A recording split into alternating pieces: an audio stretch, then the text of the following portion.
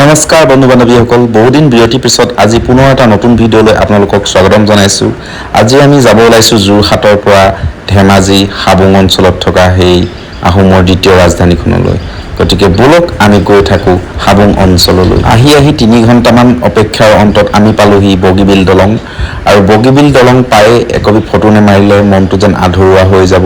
গতিকে আমিও তুলি ল'লোঁ কেইকপিমান ফটো এই বগীবিল দলঙতে।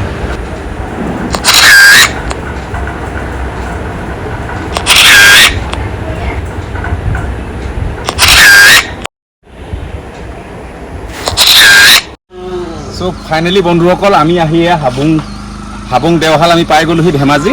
আৰু ইতিমধ্যে আমি এতিয়া ড্ৰেছযোৰ সলাই লওঁ অকণমান, সলাই পেলাই ভিতৰত আমি এটা মুৰ্গী আগবঢ়াব লাগিব। আমাৰ মুৰ্গী এটা আছে, বিকাশ দেখুৱাই দিয়া। এইটো মুৰ্গী আমি কিনি আনিছোঁ এতিয়া। এইটো মুৰ্গীকে আমি দেওশাললৈ আগবঢ়াম। আৰু মোৰ লগত আহিছে যোৰহাটৰ পৰা এইফালে ইয়াত তুলসী, এইফালে আমাৰ কাৰ্তিক, সেইফালে আমাৰ ৰিণ্টু, আৰু মই আৰু কেমেৰামেনজনেও নিজৰ চেহেৰা এবাৰ দেখাই দিব লাগে। ঠিকে আছে নে বিকাশ? ঠিকে আছে। হাবুং আহি দেখা পালা? পালোঁ। পৰিৱেশটো কেনেকুৱা লাগিছে ইয়াত? বহুত ঠাণ্ডা পৰিৱেশ। বাৰু নতুন পৰিৱেশত আমি এবাৰ সোমাই যাওঁ দেওশাললৈ। আমাৰ আৰু শুভাকাংক্ষী বহুত আছে ইয়াত। আমি কমেও 35-40জনমান আহিছোঁ যোৰহাটৰ পৰা এই ধেমাজি হাবুঙলৈ। চ' সোমাই যাওঁ ব'লক আপোনালোকক ভিতৰৰ অংশ দেখাবলৈ। চ' আহোমৰ সেই দ্বিতীয় ৰাজধানী হাবুঙৰ এই স্বৰ্গদেউজনকে প্ৰণাম কৰি সোমাই আহিছোঁ এখোজ দুখোজকৈ সেই ৰাজধানীখনলৈ। সঁচাই আজি এই ৰাজধানীখনত উপস্থিত হ'বলৈ পাই মনটোত কিমান যে আনন্দ লাগিছে।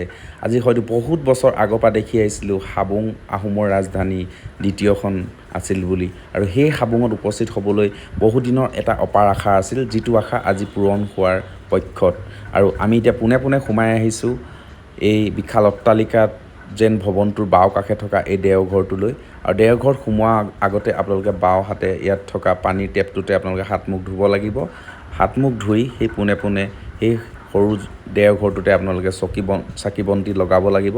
তাৰ পাছতে এই সোঁকাষে থকা বিশাল অট্টালিকা যেন থকা ভৱনটোৰ সন্মুখতে আৰু এভাগ দেওঘৰ আছে, য'ত আমাৰ পূজা পাতলসমূহ কৰা হয়। আৰু তাত আমাৰ মুলুংসকলো বহি থাকে। আৰু আমি সেই মুলুংসকলকো আজি সাক্ষাৎ কৰিম বুলি ভাবিছোঁ। আৰু সঁচাই এই বিশাল অট্টালিকা যেন লগা এই ভৱনটোত উপস্থিত হ'বলৈ পাই ইয়াৰ সৌন্দৰ্য, ইয়াৰ পৰিৱেশ, ইয়াত থকা মুলুংসকলৰ ব্যৱহাৰ আৰু ইয়াত লগ পোৱা ব্যক্তিসকলৰ সঁচাই আচাৰ ব্যৱহাৰ সকলোখিনি খুব ভাল লাগিলে। আৰু এটা মনৰ ডাঙৰ আশা পূৰণ হোৱা যেন অনুভৱ হ'ল আজি এই হাবুঙৰ ৰাজধানী অঞ্চলত। আৰু এতিয়া আমি হাত মুখ ধুই আহিয়ে চিধা এই দেওঘৰতে আমি আজি আমাৰ নিজৰ লগতে আন 10জনৰ মনৰ বাঞ্ছা পূৰণ হ'বৰ বাবে কেইডালমান ধূপকাঠি আৰু চাকি বন্তি আগবঢ়ালোঁ। আৰু আশা কৰিছোঁ আমাৰ লগতে যেন সকলোৰে মংগল হওক, সকলোৰে আশাবোৰ পূৰণ হওক, আৰু সকলোৰে এটা শান্তি মন লৈ অনাগত জীৱনত শান্তিৰে জীয়াই থাকক। পুৰণি প্ৰবাদ মতে এটা জনবিশ্বাস আছিল যে ইয়াত আপুনি মনৰ ইচ্ছা অনুসৰি যদি ধূপকাঠি বা চাকি বন্তি জ্বলাই আপোনাৰ মনোবাঞ্ছা সিদ্ধি হয়। আৰু আপুনি যদি মনত বেয়া ভাৱ লৈ ইয়াত বন্তি জ্বলায় আৰু সেই বেয়া ভাৱটোৱে আপোনাক সঁচাকৈ গা কৰি উঠে বুলি আমি শুনিবলৈ পাইছোঁ। ইতিমধ্যে আমাৰ বন্তি জ্বলাই হ'ল। আৰু ইতিমধ্যে মূল দেওঘৰত আমাৰ মুলুংসকল উপস্থিত আছে, য'ত আমি চাকি বন্তি জ্বলাম আৰু মুলুংসকলক আমি জনাব লাগিব আমাৰ অহাৰ উদ্দেশ্য, আৰু তেখেতসকলৰ পৰা আশীৰ্বাদ গ্ৰহণ কৰিম। এয়া হৈছে মূল দেওঘৰ। ইয়াৰ চৌপাশটো আপোনালোকক অকণমান দেখাই দিছোঁ। আৰু ইয়াতে আমি এতিয়া প্ৰাৰ্থনা কৰিম আৰু মুলুংসকলক জনাম যে আমাৰ অহাৰ উদ্দেশ্য।